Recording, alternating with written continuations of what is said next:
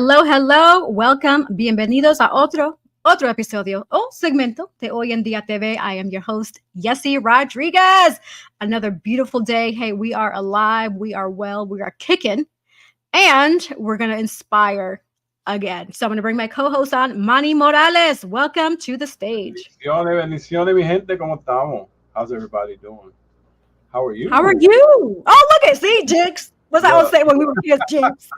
Estoy cansado como siempre, pero feliz porque no tengo que trabajar hasta el martes.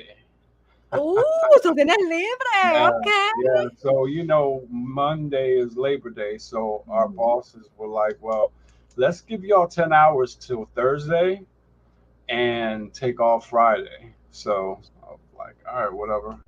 So we had to work 10 hours straight from Monday to Thursday. So, yeah. So is that turning over a new leaf, you think? Or is it, what do you think? They just didn't want to work the whole week. They wanted a longer break. I gotcha. I feel you. Okay, well, good. So any plans for the weekend since you have all these days off? Work, right. I because my car was messed up, so I haven't been able to write like I wanted to. And I really, since I started writing again, I really want to get back to writing. So I'll probably do a lot of writing and just little things, to the gym. Yes. I haven't been this week because we've been doing 10 hours. So by the time I get home, it's like 5 o'clock. I still have to, eat dinner, stuff like that. So I try not to go to bed too late because I have to get up at 4 o'clock in the morning. So, yeah. Oh, my. Yeah, I'm definitely going to go to the gym.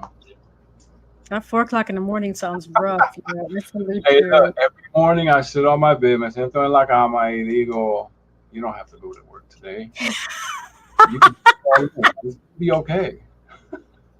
I was money's gonna fall. Money, right, money. Like, no, because you have to pay rent this week, so you have to go to work. So funny. So, yeah. How about you? How you been? You know what? I've been great, immensely busy, but I guess busy is good, right? But then it's one of those like bittersweet things. It's like you're so busy that there's so many things that you got to do, and I'm one of those that I want to be able to, like, as I'm doing it, be able to, like, what's that old saying, sit down and smell the flowers kind of thing. But then because I'm so busy, get out of my head. I was just about to say that. I'd stop and smell the roses is what I was going to say. Yeah. So I have a friend that she's doing the same thing. Like, she has a day job and then she has her own podcast and then she has a son, and she's just focused. And it's a good thing to be focused, but don't forget to take time out for yourself and your family. Because even though the baby is small, he's young right now, the little bit of time that you spend with him, he'll remember it. But then, he'll remember you always being busy. Which, I mean, it's always a blessing and a curse because he's gonna see your drive and your ambition. But then, part of him is gonna be like, well, mom was never, what I'm saying, she didn't give me that much time. So don't forget to take out time for yourself and your family. Those of you that have a family. I live alone, so I don't come home to nobody except my snake, Isis. Isis be missing me when I go to work. Yeah, I'm sure Isis does because you feed her, and if not, yeah, she's been creepy lately too. Like, before, like 3-4 months ago, like, she wouldn't eat. I'm like, what is wrong? And we talk and we have a conversation, and she's like, I just don't feel hungry. But lately she's been greedy, like 2 mice a day. Like, what are you doing, gorda? wow, yeah, she was like, forget this diet. I'm about to eat whatever you give me. Yeah, crazy. But going back to what you were saying, I agree, and that, yes, I definitely encourage the audience, the viewers, us, especially to just anybody who's really busy to definitely slow down if you can, right? Because it's one of those things where you can. It's just forcing yourself to do it. because time does pass by quickly. And I saw a post the other day on Instagram that talked about that exact same example that you shared, Manny, where it's like the parent, they show a picture of a parent and a picture of a kid, and the parents always at work, they're on their laptops, their cell phones, and this and that, and then the kids like the hands up, like, "Hey, I'm right here." And Mm-hmm. then time passes as I was swiping through the pictures, and you would now see the parent is old, the kid is doing whatever it is with their friends and family, and now the parent is left behind. And so it's one of those things where it's like, Right. if only, woulda, shoulda, coulda, right? Right. And it's like the only thing money will always come and go. Mhm. Material things always come and go, but time is the only thing you can never get back. Like we can't go back in time, even though Michael J. Fox made it seem easy. We can't go back in time. So the only thing that is precious and it should be precious to you is that time with those that you love and just yourself. You have to have time for yourself so you can get to know yourself better if you don't really know yourself. Right, absolutely. Absolutely. That makes sense. So, Manny, I wanted to share we have someone, a brand that is Yeah. going to possibly be, collaborate with us and be one of our sponsors. But I'm sampling today. It's called V Atlas. I don't know if you can really see it yet. Oh, okay. V Atlas wine. Ah, wine. Okay. So, V Atlas. Nice. So, this one here that I have is a semi sweet wine. So, Is it red or white? It looks red. Okay, so it's red. Okay. How is it? it's a red blend. It's actually really good. Oh, okay. It's actually Good. really, really good. And oh yes, shout out to Antonio and everybody watching. Shout out to Tim. I see you watching as well. Yeah. Shout out to Tim. Manny says, bendiciones, mi gente. Yes. But for those interested, definitely encourage you all to check out the vatlas.com website for your order of wine. There's also merchandise available as well. So check that out. Yeah, even though I haven't tried it, but women know their wine. So if Yessie says it's good, it's got to be good. Yeah. I will say this. I have a very unusual taste palette. Uh-huh. And the reason why I say that is because what I've noticed, like this is good, and other people have tried it and they've confirmed that it's good, but there's other stuff that I like that other people, they look at me like, Like, for example, I enjoy every now and then beer. I like beer. But the beer that I like is like upscale beer, like is a $20 a bottle of beer. Okay. Because it's the way it's brewed and just made is different. And so one of my favorites is chocolate infused beer. Okay. So for those who haven't tried it, I highly encourage you to try some chocolate infused beer. If you like chocolate, right? All right. Different but very tasty. Yes. Yeah. I'm old fashioned, man. Give me a Corona or old fashioned Malta any day. Okay, so I'm gonna ask you a question. India or Goya? India or Goya? Goya. Okay. Goya. I was gonna say you better not say India. Yeah, India, I was gonna log off straight up. If you were gonna say India, I was gonna boot you off. So where can they find the wine at? Yeah, so under the vatlas.com website. Okay. I might try about them. I'll let you know. Yeah. Yeah, put it up there. See what they say. See if anybody gets some. Yeah, if you get some, let us know. Tell us how it is. Yeah, and let them know that Manny and Yessie sent you all. Right. Don't get too drunk though. Yeah, no. Drink responsibly, for sure. Right. Please. Right. Drink responsibly, yes. Especially y'all moms. I seen a video one time and the wife and the husband was like, you can only have one glass of wine, and she came out with this big gigantic glass. Right. No. No. She was actually thinking strategically and very smart. So I salute her for that. She was like, oh yeah, you know what? I got something for you. Right. Drink responsibly. Right. Now I will say this. There's a trick that, again, drink responsibly, but the trick is this. As you drink, you have to drink water. So it cancels it out because it's flushing out your system. Gotcha. Don't just drink, drink water on Right. top of it, so that way you can feel all buzz and lightheaded and stuff. Right. It's like it's balancing each other out because you're drinking alcohol, but then you're flushing it out. Yes, you're gonna have to use the restroom a little bit more, but the point Yeah. is that you are flushing your system so that you're not intoxicated, right? So yeah, Hmm. just a little trick I wanted to Good share that trick. with y'all. Good trick. Yeah. That's, But I yeah. have to write that one down. I don't drink though. I don't drink a lot. Like I have a bottle of tequila that it's like halfway through, and I've had it for like 2 months. I So gotcha. Yeah. I'm not really a big drinker. Yeah, I'm So not tequila. I'm not a tequila person. Mm. So you enjoy your tequila. But we're definitely going to transition over to our special guest because we have a very interesting guest, and I'm definitely very, excited very to hear interesting. more about it. Very So, interesting. Manny, you work closely with this individual, so Yes. please do the honors of introducing this wonderful individual we have behind the stage, waiting patiently to be on, and that way we can get the ball rolling. So, just like the way that you and I met through Brent Gaskins, like networking. Shout out to Hmm. Brent. Um, if we met at networking, he found me on Facebook and reached out to me and was like, "Yo, I like the way you write, and I want you to write a comic book novel for one of my older characters." And I was like, "I've never written a comic book." Look at me, about to say something wrong in English. Wrote. It's all good. I've never written a comic book novel, so I was like, "This is an interesting challenge." So I took him up on the challenge, and it's definitely been interesting.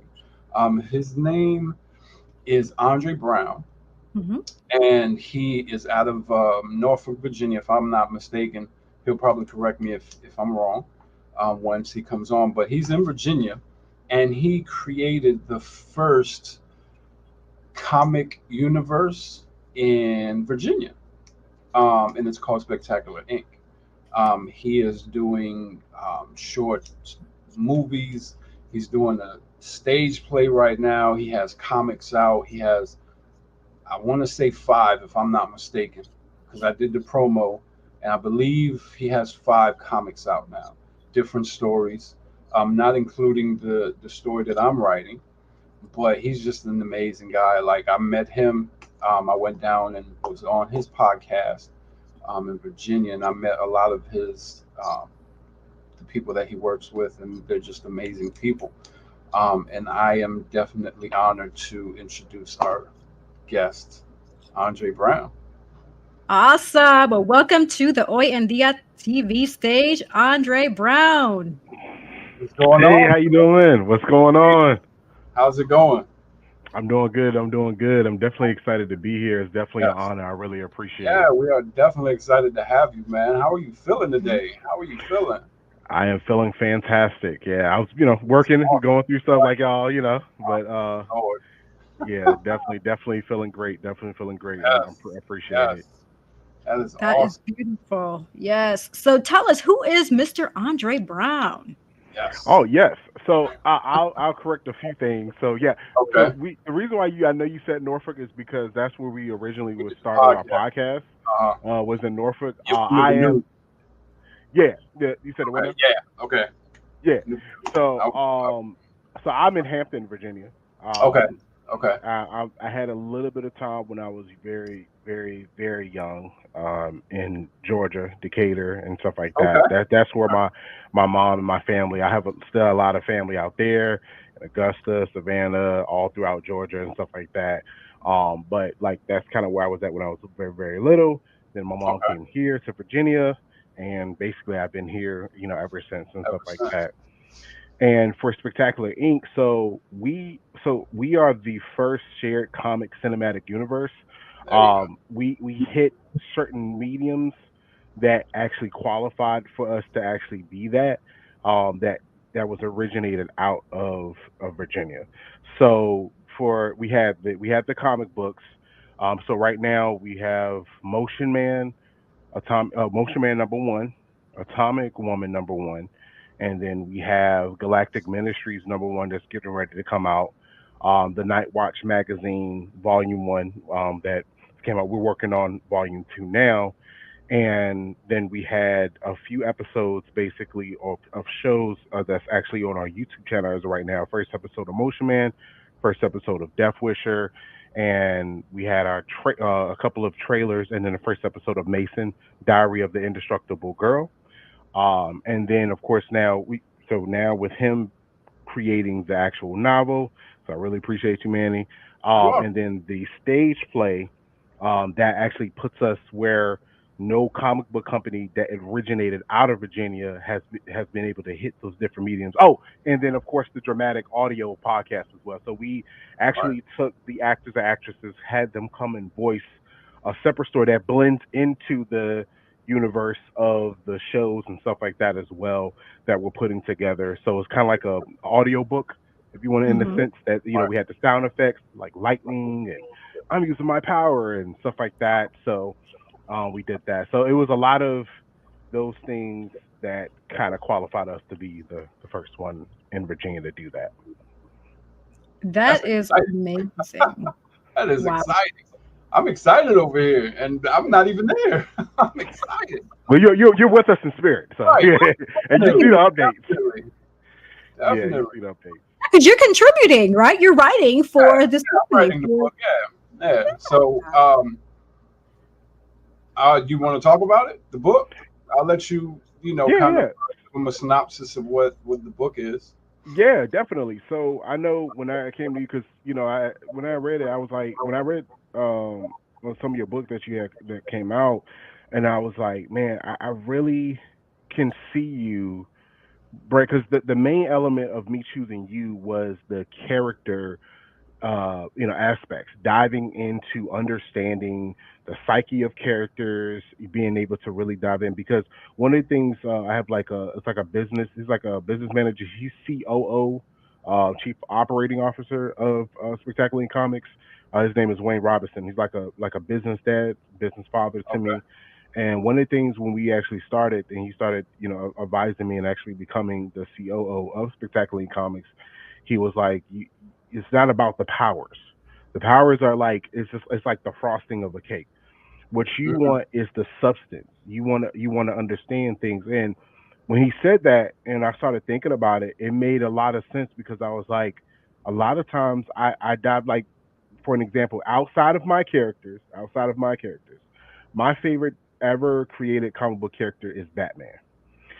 Okay. And what makes Batman Batman is understanding the psyche of Batman. His real essence of him is the mask. That is when he's Batman, that's who he really is. Bruce Wayne is the actual mask. The playboy. He got three Right. or four girls coming in helicopters, buying restaurants. Like that's the mirage to throw you off from Right. who he Right. really is. And I thought about it, and I was like, that so thinking about that, he's not fighting Two Face. He's not, fighting Ra's al Ghul. He's not fight. It's literally the psyche and the mental aspects of what you're dealing with. That is what I really truly appreciate about this character, and that's what made me choose you because it's like you're able to hone in and focus on the character, the elements of what's going on, the mental aspects, the relationships. What I'm saying, like, so we're talking about the character that you're going to be writing for. The Right. crazy thing is, Messenger is, a little bit inspired by Batman.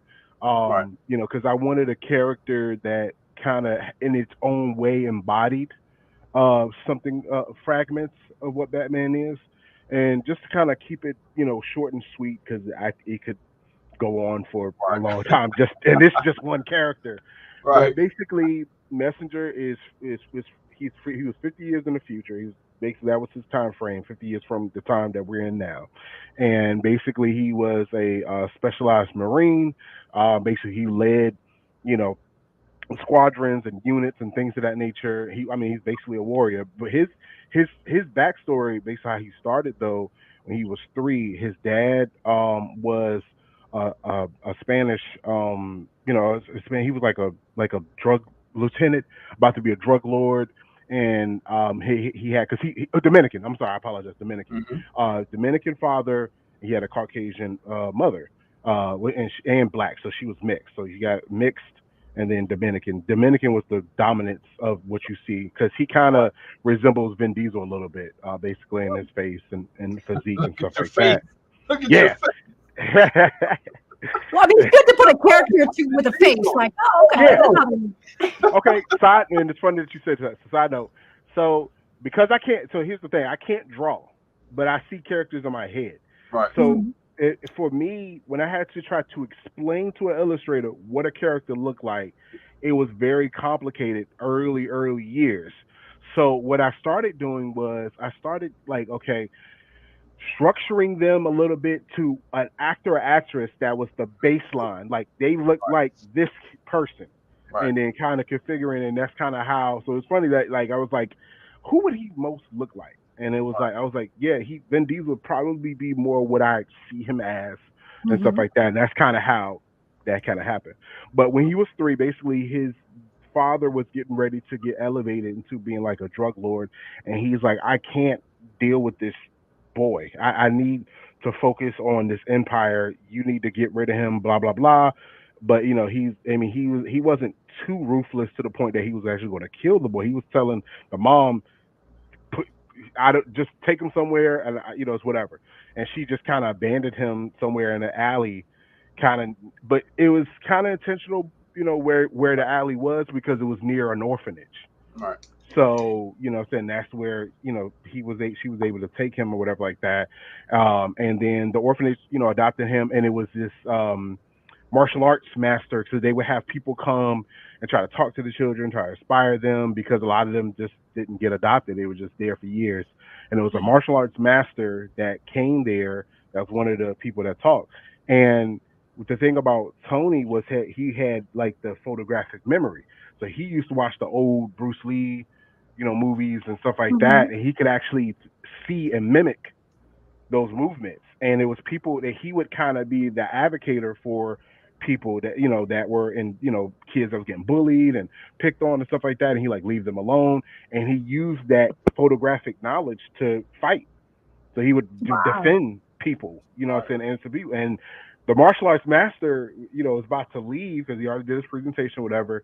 And Tony was really in it because he was defending, well, this bully or whatever. I mean, bullying this innocent person that was being bullied, and he saw that and he was like, I want to adopt him. Like literally was like, this this boy right here is something special. And that's kind of how he started in his, getting into the ranks. So speeding up now, he's military, blah blah blah, and he meets this woman, falls in love, and she starts, like, hey, maybe you need to get out the military, and let's try to, think about maybe having a family or whatever like that.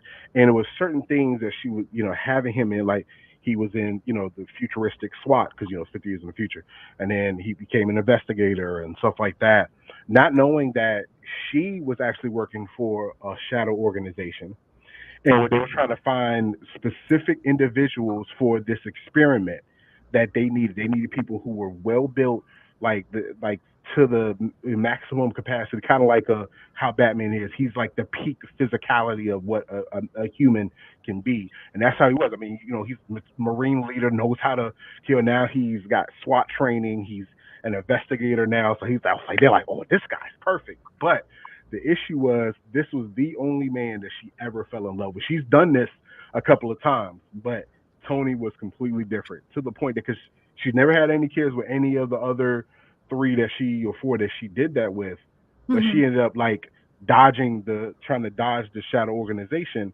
and actually had kids with him. She wasn't supposed to do that. Wow. So but I mean, it's a shadow organization, so they kind of just let stuff happen because he was learning things more. It was certain aspects of things that he was gaining, so they kind of let her think that she was hiding and getting away in a Right. sense.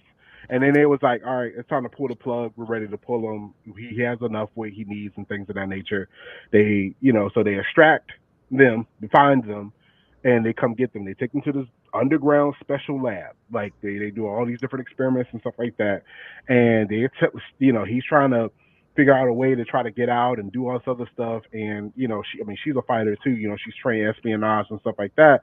So they're trying to plan, and he's just like, the head people are like, whatever you think was going to happen is not going to happen. And then the funny thing about it is that if you think about it, no, she never had kids, but the fact that she had kids with him, that was leverage.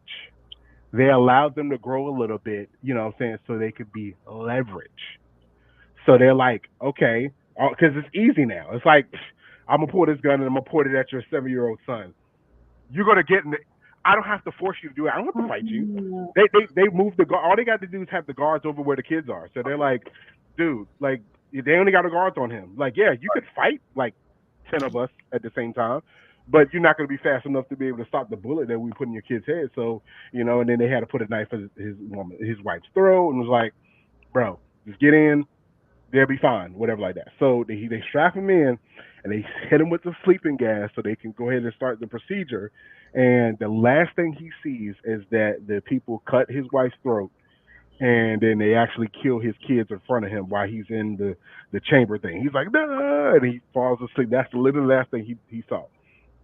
But what do we always see? The trope always shown in movies, TV shows, comics, books, it doesn't matter. The human heart is more powerful than what you realize. So Right. they put so what they did, they injected him with these special nanites that actually, so what they do is it's like creating an organic like an organic computer in his brain. His brain literally becomes an actual computer and it Mm. actually enhances. So now take everything that I just said that he's been through, the investigative elements, marine training, SWAT, all of these things are placed in front of his mind now. Imagine all the stuff that you learn, fighting techniques and things you've learned in books and stuff like that, but it's always constantly fresh in your mind, Wow, making yeah. your mind the peak element and creating. So, and the best way to say it is it's like organically created his own, like Jarvis in a sense. Jarvis is the program for Iron Man. So he has Mhm. his own program that is created. It's called Vixen, that it organically created. But and it gives him advanced abilities as well. So they took like certain animals, like a panther, a lion, a tarantula, all the predator elements, extra strength, extra speed at times, and stuff like that. And all of this stuff is injected in his body. Then they Mm. injected the now they injected the brainwashing so they can actually try to control him. But as we just said a few minutes ago, the human heart. He wakes up. The first thing it rejects the brain control because the first thing he remembers is the scream of his wife, his kids, and they're dead. So they think when they unlock him out, we got him under our control, and he's like, "Y'all killed my family. Wait a minute, we thought we ejected bro. Yo, no, you just killed his wife and kids. That he's not gonna forget it. There's not amount of brainwashing that's going to wipe that out.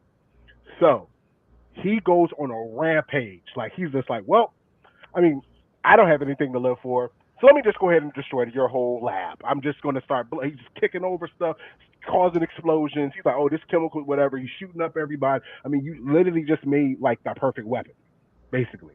So you're trying to shoot at him. He's using lion speed increase. So it's like it's his own natural speed. They can add lion speed on top of that. So he's moving so fast that they can't even shoot him. He's like he got night vision, so he's going through. He's just destroying that. So, but what happens is the floor below the floor that he was on, they were trying to play with time travel. They're trying to figure out if they Oh. can go back in time, move forward in time, and stuff like that. But they've never been successful. But with all of the Mhm. chemicals being slashed around, all the stuff that's going on through the whole lab itself, it causes some type of disruption, which warps the whole lab that's underground 50 years in the past. So the whole lab gets sucked 50 years in the past. And he's like, okay, so everybody's dead but him. So and he's like, okay, so he comes up out the ground and he starts figuring out that he's like, yo, this is not my time. This is literally not where I'm supposed to be at. And he starts trying to piece things together. And the slow, like some of the elements he's already, because when Manny's writing it, he's already become the messenger. That what I'm talking about takes time for him because he has to get acclimated to what's going on and what's happening. and Mhm. then he has to figure out, okay, I don't have a time machine. This literally was some type of freak accident. So I need to figure out what I'm gonna do here. And he starts a private investigating firm, because one of the things that he figured out, because he's really good at investigating, is the investigation elements is helping innocent people, but also learning about this time. He has a he's a PI, so he like, I can go here on, hey, I'm just asking questions about XYZ. So he's learned about the time. He's learned about this, because it's the same city he's in. It's called Algebra State. He got warped 50 years back in the same city called Algebra State that he was already in. It's just 50 years in the past. Mhm. So Mhm. now he's like, okay, I'm learning and this and the third, and he's learning that his city that he was in 50 years in the future, 50 years in the past was super corrupt. The government is corrupt. There's a lot of different, syndicates and things going on and stuff like that. People are getting tricked out of their homes and all this other stuff. And he's like, man, they really need someone to be able to help them. Right. And the AI's trick. Here's the thing I think you're gonna like. Yes, that Manny he was like, yo, that's crazy. The AI I told you he created. I mean that was formulated in his head. It's called Vixen. It's his, it's an organic AI that he speaks to like Iron Man speaks to Jarvis. So think that the voice of Vixen is of his dead wife. Yeah. So Hey, look, and what everything that he's told you in the Mm. past like 10 minutes is not even half of the book. Like that's just the beginning. yep. That's the beginning. Wow. Like that's not even half of it. I can't This wait. is Well, let's not give too much Yeah, though, okay. because I we got want you. the Yeah, I people got to, you. yeah. Yeah, I got you. because That's right now I'm like on the edge of my seats. I'm like, ooh, I want more, but then I don't want to ruin it because I encourage y'all to check it yes, out so you can read it for yes. yourself. And yeah, We'll definitely keep y'all updated and let y'all know when it definitely comes out. Gotcha. So, Yeah, but that's just one character. right. That's just just one one character. chapter Wow, two. If that. Like, yeah, it's about to be serious. Yeah, Yeah, so I yes. appreciate that. Yeah, but yeah, I'm that's super excited. amazing. You should be, yes, because I have just listening to you. I have several questions just flowing through my head right now. So we're gonna rewind it back to how this all started. Why comics? Why Spectacular Ink Comics LLC? How did this all transpire? Well, one of the things when I was really young, my mom, because I was the okay, so I'm gonna keep it real. Manny knows exactly what I'm saying. Mhm. Back then, reading comics was like, you're a nerd, get out of here, geek, and blah blah blah. Oh, you little stack of comics, whatever. Now, of course, now everybody's like, yeah, yeah, I've been Right. reading since. I'm like, yeah, Yeah. yeah, okay, Right. but Right. but back then, that was my thing. I love comics stuff like that. And my mom, she said to me that, of course, something. It sounds so cliche. Of course, our parents have said that, if it's something that you love doing, why don't you, do it for a living or do something that that you love, your passion and stuff like that. But I really thought about it, and I was like, man, I would love to create my own comic book universe. And this was, it really resonated with me when I was in high school, and Mhm. that's when I started. I really had to, of course, start the research process. So I'm like, okay, so I, at the time, that point, because I'm 38, so around that time, Google and all that stuff wasn't really like prominent yet. Right. So Right. I went to the library and I actually got the DC Comics Encyclopedia and the Marvel Comics Encyclopedia. I knew characters, but I really needed to understand and make sure that I'm not plagiarizing, I'm not, using names Mm. that's already in the system and stuff like that. So did my research and studied, and I was like, okay, I need to formulate a team, and that'll be my first team. So, and I was like, okay, so before I do anything else, before I create anything, I needed to create the first set of characters and what the big title name was going to be, like Avengers or Justice League. I was like, okay, blah blah blah. And I was just like, Mhm. ah. So I had to think about it, and I said, you know what? Let me create the team first and let it speak to me. Mm. So, and I'm not going to dive deep into anybody. I'm just going to give like really, really cut short to the point of the first nine created. First one was I needed an inspiration, because what I learned from Marvel and DC is that the formula is almost kind of the same, because you have to answer certain questions, like who you got these teams, who's paying for stuff, like who's Right. okay. So you need to have somebody that's wealthy. So of course I got Volturn. He's literally somebody that he could just turn into the two forms of water, which is vapor and actual water. He can control it, this, that, and the third. He becomes a doctor, because it actually enhances his brain, becomes super intelligent, and he becomes this billionaire off that. And he just starts buying property and blah blah blah. And he's like, so he is the, you want to say, the Tony Stark, the arrogant one, like, blah blah blah. I just saved these kids, whatever. So, Right, and right, then you're right. like, okay, but now you need to have somebody that's a symbol of hope. And Marvel, of course, you have Captain America, and then of course you have for DC, you have Superman. The symbol, his symbol, and I kind of fuse those elements together because the symbol of Captain America, he's, because here's the thing, he's not the strongest Avenger, but he is the most important because he's that symbolization that needs to be Mhm. seen when all hope is lost, type of thing and stuff Right, like that. unity from the people. Exactly. Mhm.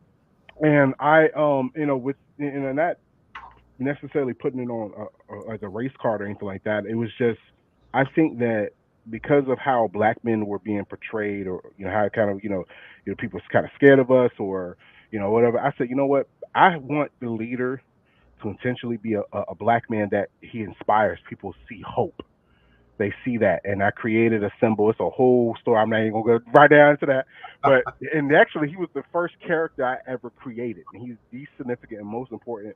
That when I tell my kids that this character can never leave the family legacy, he is the Mhm. embodiment of hope. His name is the legendary myth, and the symbol on his chest represents hope. When people see it, I intentionally have in his first comic book, which is being developed now, where there's one shot where he's it's smoke because it's in New York. It's a building that's on fire, and people are going up to the roof, and they have nowhere else to go. And you see in the smoke his body figure, but for some odd reason the symbol is like clear as day, and they know they're about to be, oh, we're about to be, saved and stuff like that. So Right. he's the one, he's the leader, but he's the one that, always has the voice of reason, treating people with respect and things of that nature. So you got, out of the nine, you got your first two. So you got, of course, I mean, the first three I told you about. You got Messenger is one of them too. Mhm. He's the second character I made.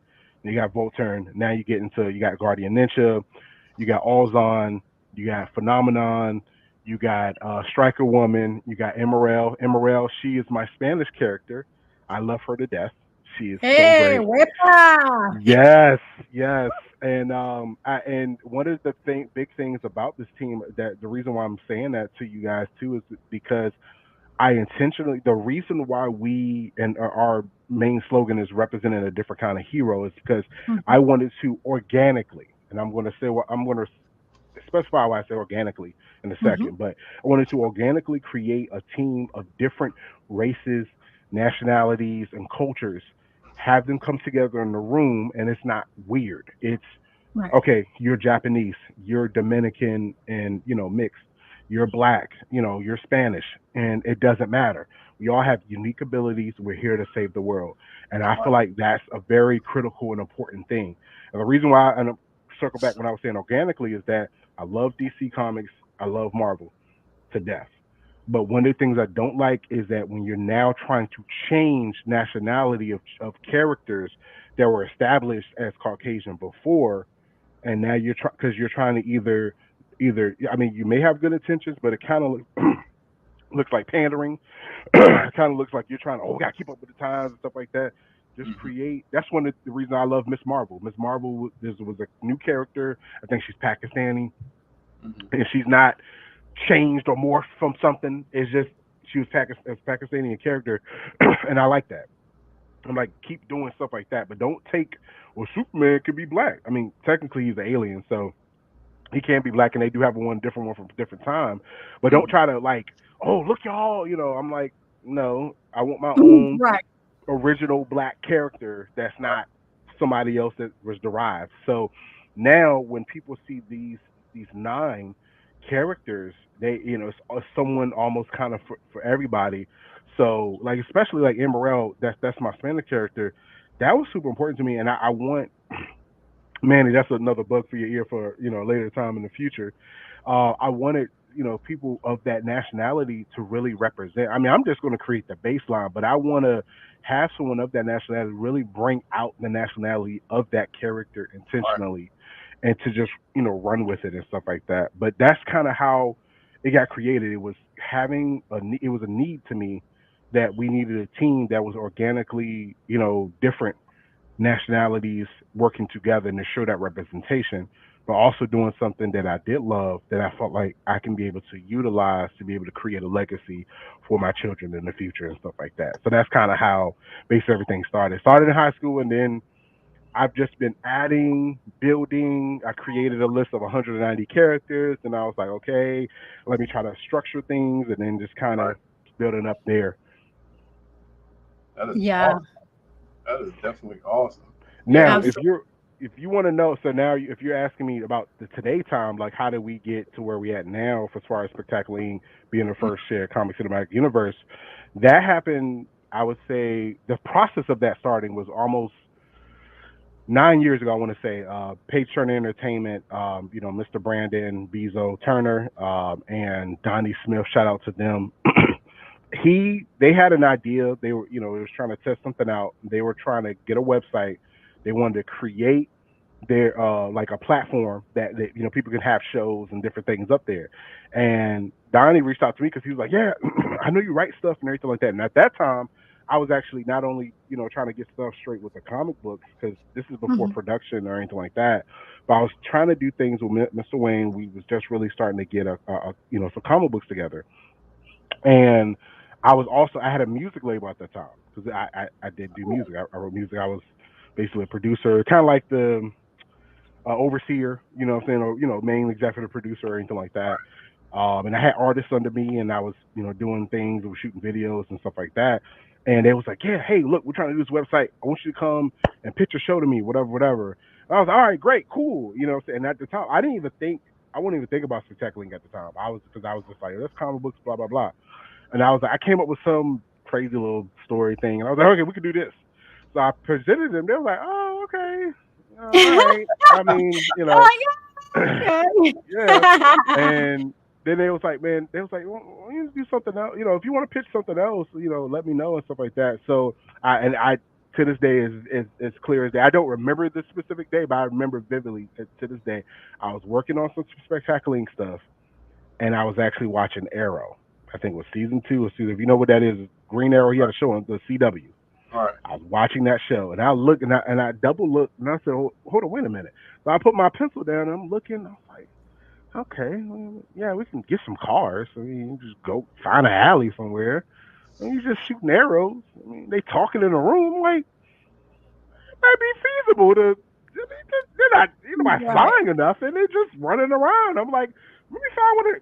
Maybe I pitch one of my characters that just runs around and they solve crimes or something. You know what I'm saying? We ain't gotta have no big budget to shooting lasers or beams or anything like that. I was like, just find a character. So I went down my list of characters, my 190 at this point, and I saw the character named Motion Man, and I was like, I was like, he could short range teleport and digitally create weapons off thought. I was like, if we do a camera trick, that's pretty cool. And I took some of my little, and this it's crazy because everybody's like, now I got the Motion Man comic. We got the first episode of Motion Man on our YouTube channel, and we're in the process of. I'm gonna give y'all a little secrets a little bit later too. The process of doing some Okay. stuff with him anyway. But it's crazy because everybody sees him now, and I got the actor that portrays him. He looks just like him in my head, which is crazy. It's crazy. But but he was literally on my. I had broken tiers. And you got your A list, you got your B list, and he was Motion Man was literally on my C list, like at the bottom, like I think number 150 something. And I took some of the lower end characters, like Raphael Wonder, Star Flare, Razor Shot. These are bottom scraping characters. Like they don't need no real effects or anything like that. So I put it together, came up with configured a story around these little C list whatever characters. I pitched it to them. They was like, "Yo, we want to do that. That's crazy." And I was like, "Oh, okay, cool." And literally, that's what sparked the flame of everything, kind of progressing into what it is now. We looked at the different elements of it. I wrote, different season platforms and things of that nature, and we've been trying it. We've had some trials and tribulations. onto some things and stuff like that. But that's kind of how we started the process of getting to where we're at now, as far as production and things of that nature. So it wouldn't be a Motion Man episode one, a Death Wish episode one, a stage play or anything like that if it wasn't not for those two. They're going to be with me till the wheels fall off, or whatever the case may be. So I appreciate them wholeheartedly. That's cool. Okay. That's awesome. Absolutely. And so how do you keep the inspiration going for these types of characters? Like what's your motivation? And I assume you have a crew of people that write for you, or how is this all come together? Well, to be honest with you, Manny will be kind of almost be the first person besides the stage play, because the stage play is done by Navaco Entertainment. Love them to death.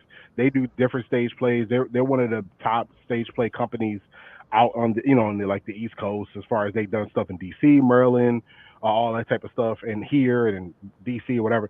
Um, and that was because of Steven. Steven's one of the main actors, and I consider him a producer now as well. For the project, he's one of the projects called The Associates, and he was in a stage play, and I think he was in two actually. And when I was able to go to the other one, I think that's when our son was being born, I think, or something like that. So that's the reason I couldn't go to that one. But he was like, yeah, we doing this other, and then he's about to do a third play. And I thought about it. I was like, it's like I don't think there's been a stage play of a comic book out here in Virginia. Oh, you know what? So he set that up, and Mhm. I pitched it, and I'm sorry, I consider God's favor all day, because we're indie, so we don't have a big Paramount budget or anything like that, instead of HBO budget, nothing. I'm just like, Mhm. boom, this is what I'm trying to do, and they was like, yo, we love it, and it's kind of how that got greenlit. But it was more over looking at all the different aspects of what can actually happen or what can transpire to actually build into what the ultimate goal was, being first and stuff like that. So like us when after setting up those meetings and actually trying to get to the position of with stage plays and motion man and things of that nature, I think that really pushed the envelope of what we can do out here, in Virginia and collectively as well, as far as like changing the elements. Because even that's a benefit to the actors and actresses out here as well. Because the other goal for us also is trying to put them on the on the limelight of other producers and things of that nature. Because to be realistic, it is that the Hollywood industry is very cutthroat. You're like one of 10,000 that's going for this position or this role. But if you know somebody that knows somebody, or somebody's seen you, if a producer's seen you, they're like, oh, actually, you know what? I like, and then they're trying to get that person's agent because they like what they saw. And if Right. we can do that for them here, that actually, bleeds into their career as well. And actually happened with Steven, because he actually ended up getting into this indie movie because they saw him in the trailer of The Associates. So Oh, that kind of helped them. That kind of helped Awesome. him out. Yeah, that's what I want to do. We want to help each other out. I want to help right. people with Absolutely. their careers as well and stuff like that. And what was the other part of your question? I want to make sure I answer that right.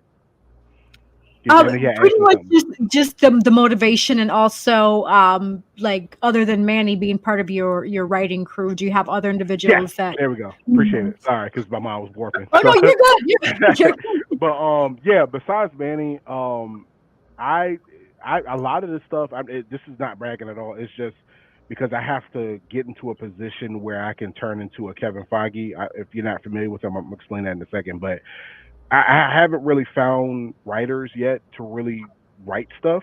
I'm Mhm. actually now that's changing, and I'm actually having meetings with people now and stuff like that. But a lot of everything that you're hearing, you're seeing, come to light, I basically created and wrote. The benefits I will say though, and I'm going to give credit where credit is due. So Death Wisher season one, we actually have episode one is out now. I have a fabulous director slash writer for that. We're getting into the show production. Mr. Alvin wrote the script. I wrote the treatment and the baseline for it. Mr. Alvin Saunders, he is the director and showrunner for Death Wisher, and he wrote that script. And that's how we're going to set up the process. So this is a newer thing now. I was just saying for a lot of the back end stuff and stuff that I created. And now, if you're talking about the associates, we're getting that more stabilized now. I have a director and writer. His name is Russ Fullmore. That's out here in Virginia, indie director and writer himself. And I wrote the baseline, created the characters, created the city, and he's writing the scripts for that. So I'm starting to now branch off and I want that to happen. I don't want to take Mhm. all the credibility for writing certain things because I can't write all of that. There's just no way Right. possible. But the inspiration is the reason I was saying all of that to you earlier, and I was trying to figure out why I was saying that, is because that is my inspiration. All of what I just said for the past almost 5 minutes, Steven, getting his other role because of what they saw, like that's inspiring to me. That helps me to keep going.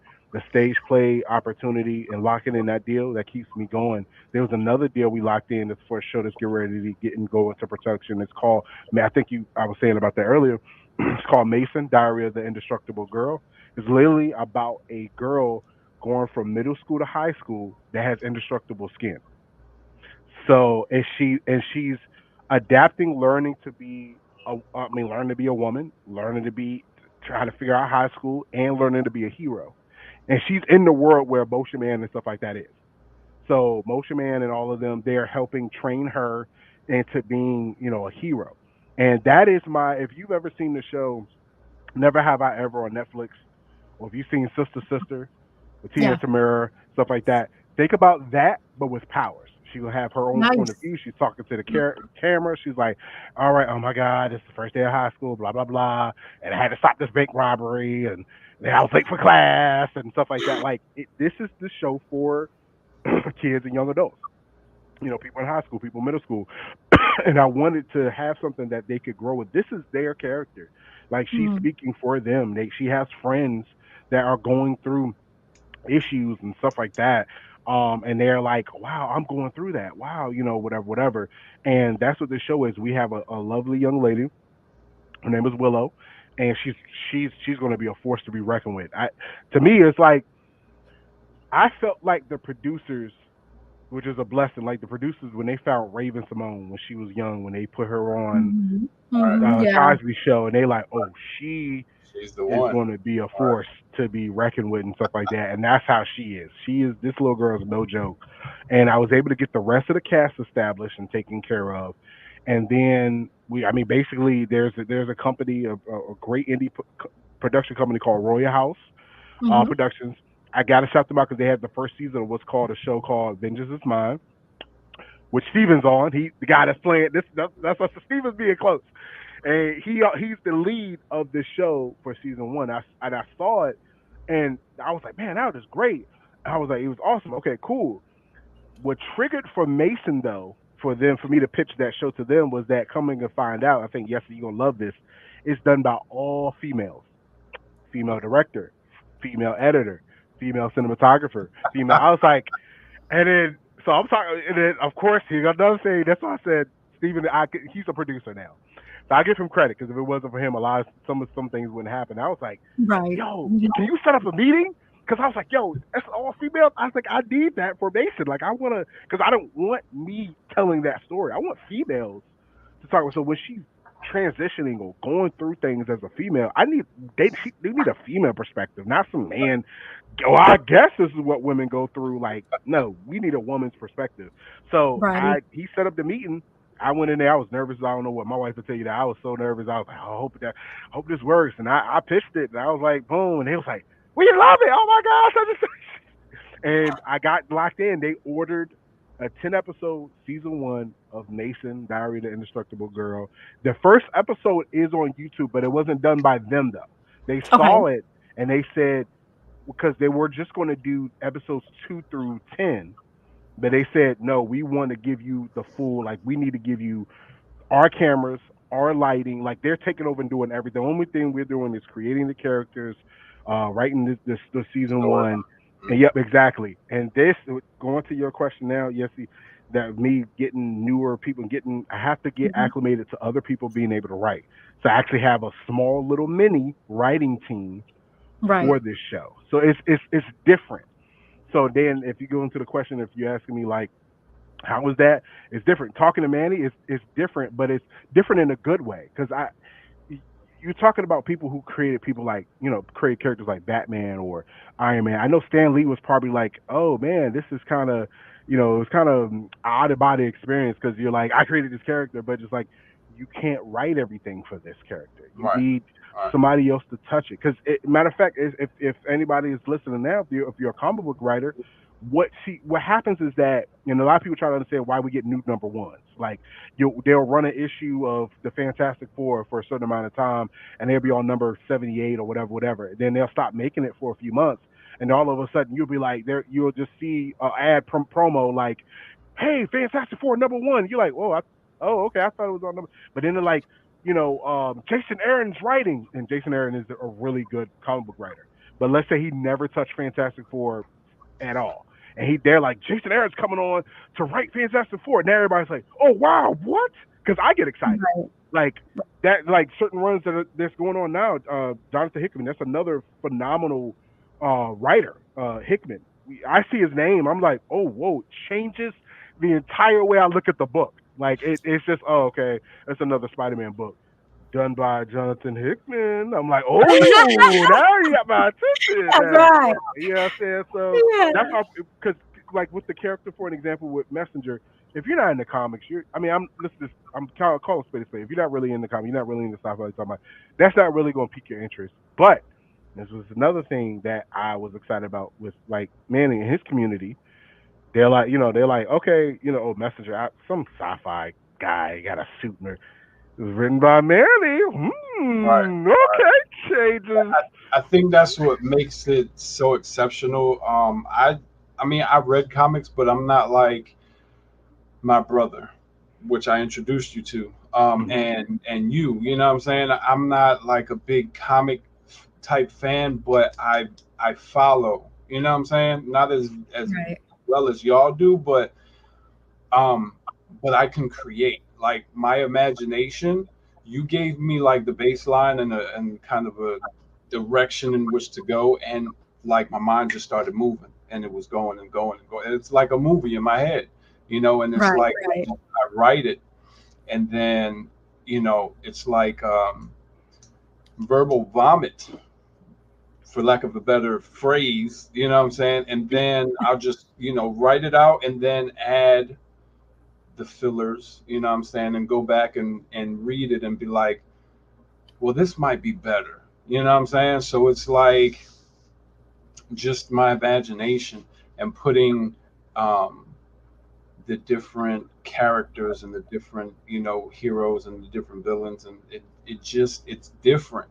So it's like I've never done it, and I'm tackling it as I would Love Is Our Magic, or my sequel that I'm writing, um, and like you said, bringing like the light spotlight to the character itself, and getting people involved in that character's life, and still telling the story.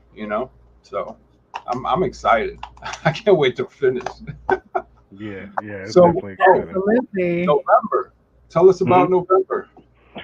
Yeah, so that's when we're supposed to be doing the stage play. I gotta get a confirmation on that from the production team, but the understanding is it's supposed to be November 23rd, but don't quote me on that yet. We just Oh, gotta get it definitive because we're trying to either. I think he's trying to find a bigger spot because he right, thinks that we're going to have bigger ticket sales. We had one arena, the smaller arena that he was going to utilize, hmm, but the more things progress and some of the excitement is starting to build, he's like, "Oh, I don't know if that's going to be enough. I think we need a bigger space." So he's trying to figure that out. So as of right right, now, it's November 23rd, but the same whatever day that he does choose, we're doing what's called Spectacular Con, right. which is in That's the what I was beginning talking part of the about. year. Actually, I Yep. was actually talking about Spectacular God. I didn't know you Yeah. were going to do the stage Oh yeah, play. we're doing the stage play in the afternoon of that time frame. We're doing two and Okay, one, and we're inviting like press and news people and okay, junkets and stuff like that because we want to entice investors. We want to excite fans, and we want to develop something that becomes like a cult following, if that makes sense.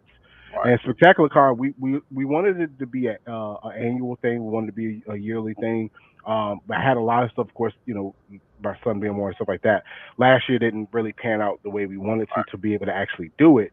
We did our first Spectacular Con in 2022, and it turned out great. We had music performances, we had vendors and things of that nature. So it was definitely an awesome experience, being able to be there and to kind of head that up and things of that nature. Now this time around, we'll be able to actually do it a lot better. I learned from a lot of the mistakes that I kind of didn't make, but this time now we're able to have people come out in costumes, be able to come out and be able to do a lot of different things. So it's definitely going to be an exciting element. Yeah, I can't wait. I'm definitely planning on coming. So yeah, you're talking about a different state. So let me know when the actual date is gonna be. I'm definitely coming out with Yeah, definitely, because I want you to come out when people talk about yeah, that. yeah. So with Yeah, all so these great productions and projects and characters and just a lot that you have going on with you and your team, where can people find all of, where can they view what you offer, your comic characters, productions, etc.? Where can they find you? yes, so we're in the development of, if you want to type it in, you can. So because we had to redo the website, so we had to get a brand new website. So it will be www.spectacularincomicsllc.com.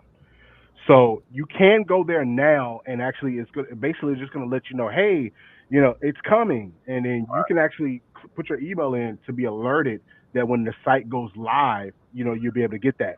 That's where you'll be able to see everything, like as far as like where the comic books are, online, different, all these different things. You can learn about the characters, events, and stuff like that. Also, we're on Facebook, Spectacular Ink Comics. You find us on Facebook. We're on Threads. We're on Instagram. We're on YouTube. Our shows are there and stuff like that. And what's going to change is that with the shows that we're doing now, and this is kind of inside baseball real quick, Mm-hmm. we're actually going to shift over to, because like the Royal House Productions is actually having Mason actually going to be on Tubi, Amazon, and like those type of platforms, Roku. And Nice. when we do the other episodes for our shows, they're actually going to be on those platforms as well. So that's changing too. But you can find us on all social media platforms: Spectacular Ink Comics. Like I said, Threads, Facebook, things of that nature. If you do go to the website, it will let you know when you can put your email in. It's going to let you know when the website is active and available. Okay, Did you mention the YouTube great. channel? You told them about What'd the you say, YouTube Manny? channel. Yeah, the YouTube channel, Spectacular Ink Comics. Yeah, I was saying YouTube channel as well. That's where Spectacular Ink Radio is at and things of that nature. And then we're on Facebook. We're on a platform called Powered by Virginia. That's where we're at now. The other podcast studio that we were using ended up shutting down. And then so we ended up going to a different platform now. Okay. So it's called Powered by Virginia. You can find it on Facebook. And then when you find us there, you can be able to see us and things of that nature. But on Spectacular Ink Radio, we do still do the comic book reviews, straight out of theater movie reviews, and things of that nature too. Awesome. Okay, great. Well, to the audience and viewers, as you can see, anything that you put your heart and mind and soul to, you can do. This started with a passion, loving to read comic books as a young child, and now look, he's building an empire and positively motivating and changing the dynamics of what a superhero really is, right? Because, like he was mentioning earlier, there's a lot of we have a certain type of superhero that we see on TV, right?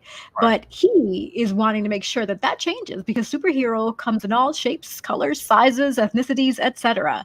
And so that is a beautiful thing to encompass. It starts with a vision, with a passion. He did the research, did the homework, and voila, modern time, look where we're at today. So that is a beautiful story. Thank you for sharing that. Yeah. And I know this was just a taste of the many things that he had to offer. So we're more than Yeah. likely going to bring him on for a part 2 in Whoa. 2025. Yes. Because I'm excited to see and hear more about how everything unfolds, especially the projects that you mentioned, the productions, the event that you have coming up later in the year. So there's just a lot of amazing things happening. So I salute you and your team. Absolutely. I That's awesome. appreciate that, and it was definitely an honor sharing it with you guys, and I look forward to coming back on as well. Most definitely. We'll definitely touch base and get a tentative date to get to be back on, man.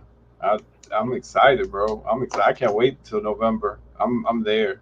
I'm ready. I appreciate you. I appreciate you. The honor is mine, man. Yeah, so we're gonna have panels too. So he's gonna have his own panel too. So he's gonna talk Okay. about he's gonna have his own table where he sells his own book. but then we're going to actually have panels, kind of like how Marvel does it, where we actually going to Okay. have the directors each project come up and actually talk about what's coming up in 2025. So we're going to do it like Okay. that. Okay. Oh. I'll be camera ready. Yeah, Yeah, I got to definitely. make sure you get your hair and makeup done, Manny. Right. Yeah. Makeup. All right. So we are approaching the end of the show, and this is our segment for last minute words and motivation. Yeah. So, Manny, if you would lead us so that way Andre has a feel for what to expect for Okay. last minute words and how we conclude.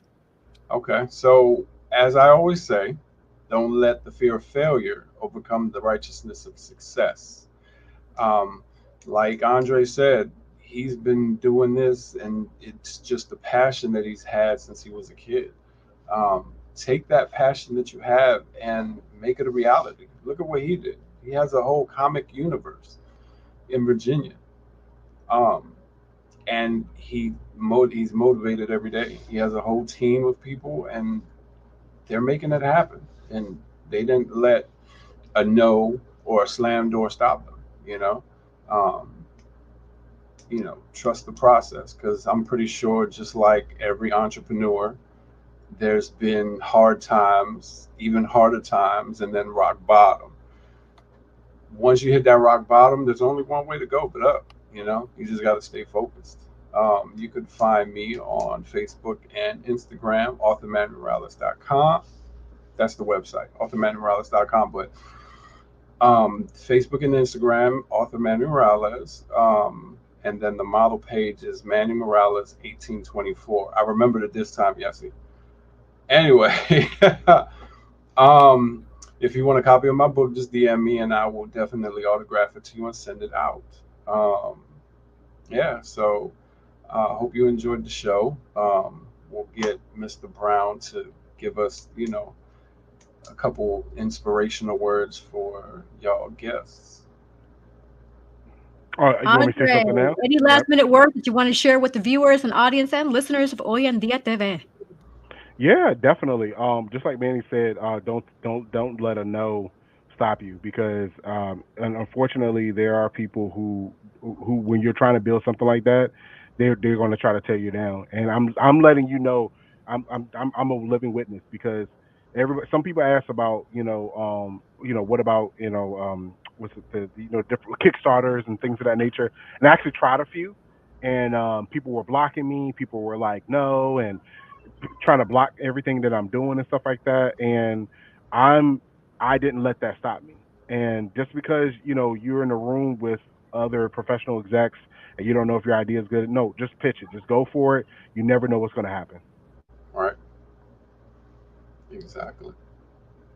That is Yep. amazing. So, two inspirational words of encouragement. And so for me, we've had another amazing episode, another amazing segment. And like we always strive here for Oyendia TV is to positively motivate, inspire, educate, enlighten, and of course, entertain you with each episode that you listen to.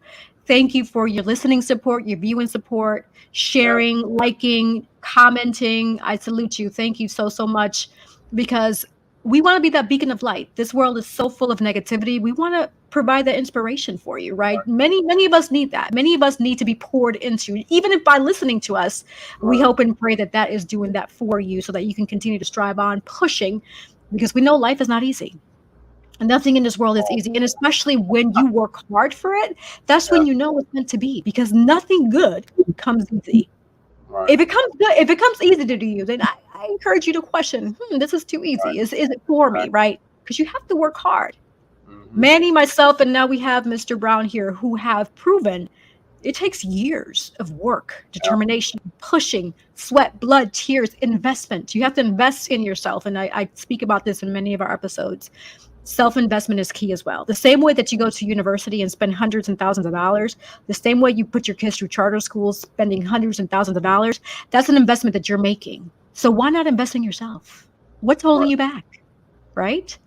And so with that in mind, I want to shout out also to our sponsors. So we have author Manny Morales, Divine Beauty and Accessories, Collective Wear, V Atlas Wines, My Rod Enterprises, and you can be our next sponsor. So if you want to be a sponsor for Oyendia, just reach out to us here. I'm going to put the email so you can reach out to us via hoyendiatv@gmail.com.